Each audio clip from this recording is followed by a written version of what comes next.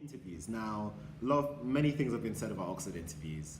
Many things about they've set out there to try and make you feel terrible. People believe that interviews are a space where they try and make you cry, they try and make you upset, but all of these are just myths. I can honestly say that. The key feeling that your interviewer will have is that they want to see that you're passionate about your course and that you have a genuine passion for your course. Many people say in their personal statements that they've read a book here or they've read a book there, but they're only saying this as to fill space on a personal statement. What your interviewer wants to see is that you have a genuine passion for your subject. And this is something which you can convey in your personal statement, but they want to see this as a continuation from your personal statement in the actual interview itself.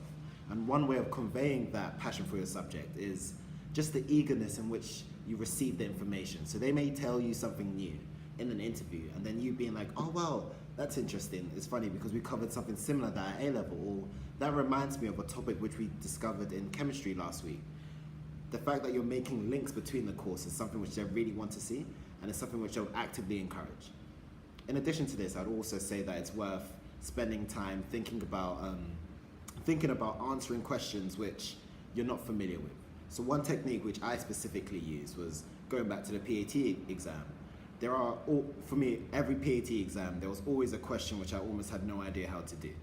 But what I would do as preparation for the interview would be to talk about how I would approach it, or get as far as I can just talking about the question. Talking about what equations it reminds me of, talking about any other information that may be linked or may be of relevance to the question, and then using that to try to build up a picture. Yes, you may not get very far into the question, but the whole concept of becoming comfortable with talking about an interview question is, I think the earlier you can do that, the better. And because for many people, they have the knowledge, but they're not comfortable. They haven't practiced talking through their solutions or talking through their answers. So I'd say the earlier you can start to do that, the better.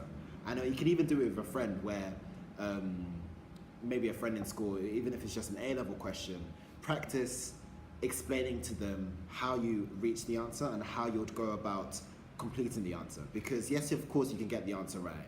Pretty much everyone who's been interviewed can get the answer right. It's just practicing the whole concept of, can I get from start to finish, explaining my thought process clearly. So yeah. And best way of doing that is perhaps maybe with PAT exam questions, because they're more likely to be unfamiliar to you than an A-level question. Any other thing which I say, of course, reread over your personal statement, it goes without saying. One thing which I believe is also worth saying is, if you can, try and get some practice at graph sketching.